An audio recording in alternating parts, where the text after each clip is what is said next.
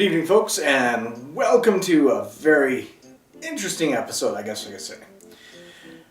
I have managed to score a wonderful beer here.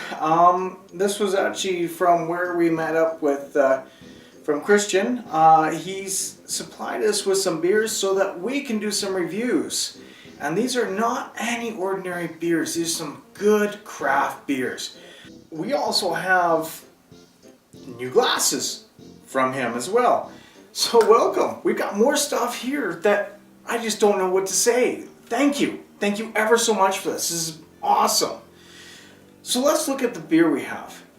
Now, as you may or may not know, Johnny and I split up the pack of beers that we're going to review. He's got half, I've got the other half. We got a couple that we have themed that we're going to do together.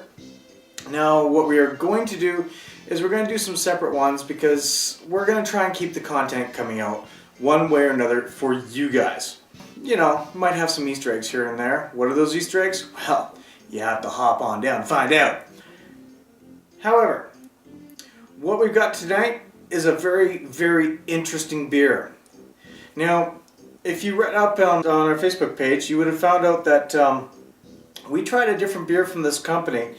And I think it's Nøgne Zero. I honestly do not know how to pronounce this brewery's name.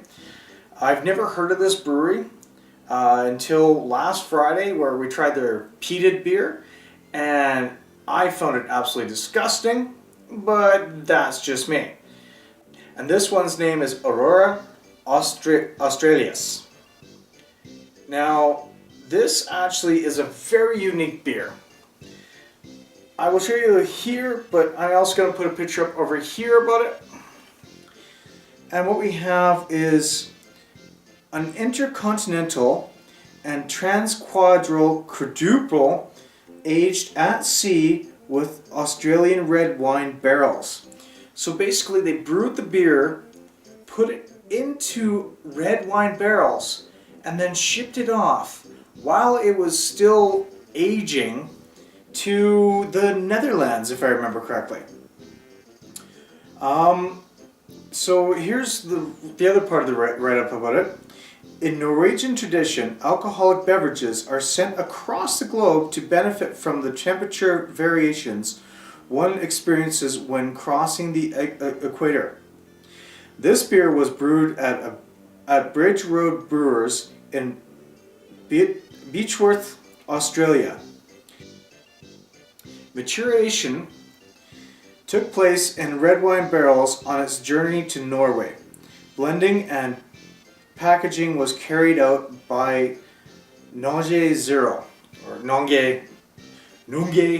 There's an enunciation on the O.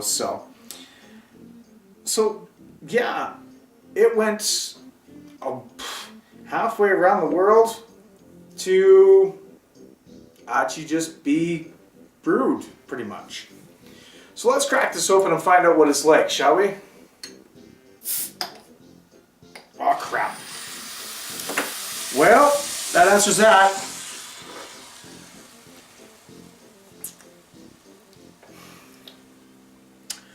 Well, folks, we'll be right back after I clean up this mess. Damn it. So, I guess when you travel around the world or halfway around the world, you tend to get a little bit carbonated. Well, that seems like that's what this thing did, and it blew up on me. It's an 11%. It is 3/4 all over me and the tablecloth, and the rest of it I managed to get inside the glass.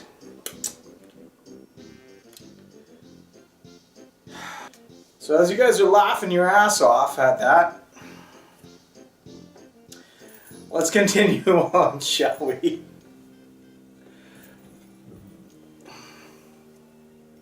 So this is a muddy, murky, brownish color.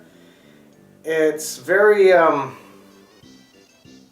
hard to see through, and as you saw with the carbonation, it explodes, so there's a lot of carbonation in there.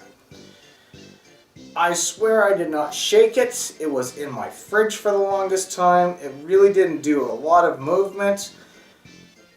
It shouldn't have exploded like that, but it did. So on first smell, you kind of get the smell of like a barrel, like some sort of barrel. You do have a wine sort of smell to it. You don't have much of hops or yeast. It does smell a little sweet and fruity. So for 11%, that actually doesn't smell strong in the way of an alcohol. I guess we should try it out. Well, folks, I've already cheers the table, so here's to you guys. Cheers.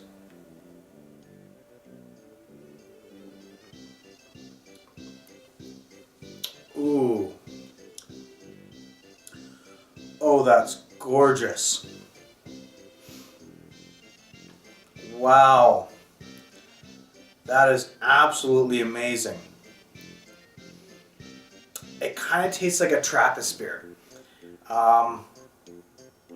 Like the Trappist Rochefort 10, it's got that flavor, but it doesn't have the bitterness that that one has.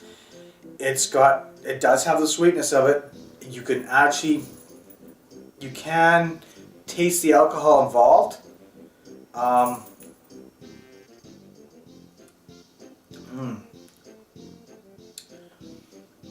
It's got a nice smooth sweetness to it, so it's really good. It doesn't have a bitter after bite. This is what I like looking for in the stronger beers, the ones that actually have a smoothness to them, and they don't have to be prominent in sour, like smoky, anything else like that. It's actually got a good combination of everything. This is actually really, really well done.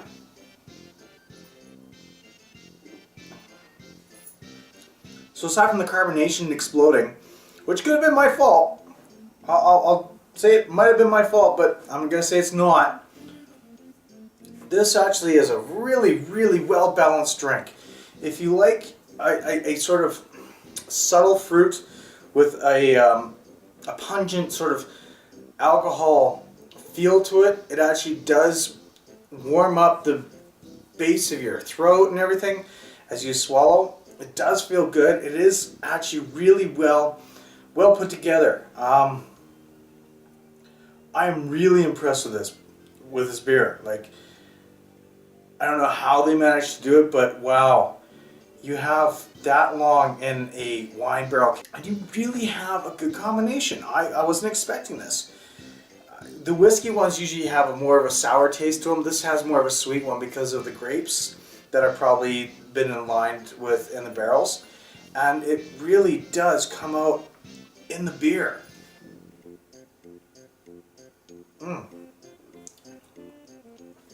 That is definitely very pleasant. I am very impressed with this beer. I'm liking the way that this beer actually comes out. Oh, this is what I would class as a dessert beer. It wouldn't be sort of a meal beer because it's got the sweetness to it. It'd be more of a dessert beer because more of a sweetness that you have with it, and it's really good. Like, it's good on its own, or you can even have it with a scoop of vanilla ice cream. That would just complement each other quite nicely. But have the one with the vanilla ice cream with the actual vanilla beans in it, and have like a natural vanilla ice cream, it would just be the gorgeous pair together. This alone is just absolutely wonderful. Like, I love this.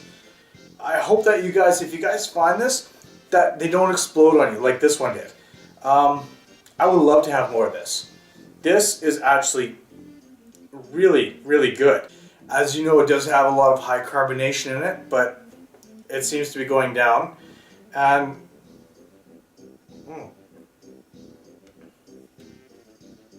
oh yeah, it does have a bitter tinge to it, but it's just the alcohol that gets you in the back of the throat as you swallow, and just, oh, Wow. That is just one hell of a gorgeous beer. Oh, so much. I just love this. I'm really going to have to look at these guys a little bit more. Like I said, I tried their peated beer, and I just, no, that one was disgusting. That one was absolutely gross. For me, anyways. It's like drinking Band-Aids and iodine. Just, no, thank you. This one is just gorgeous. It is perfectly done. I give this a full thumbs up, 10 out of 10. Will buy again, will get drunk off of. At 11%, you have no other choice but to get drunk off of.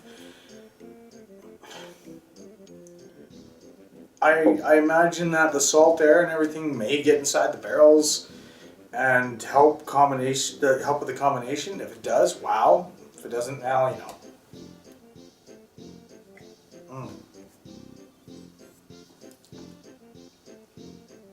Yeah, this is really well done. So folks,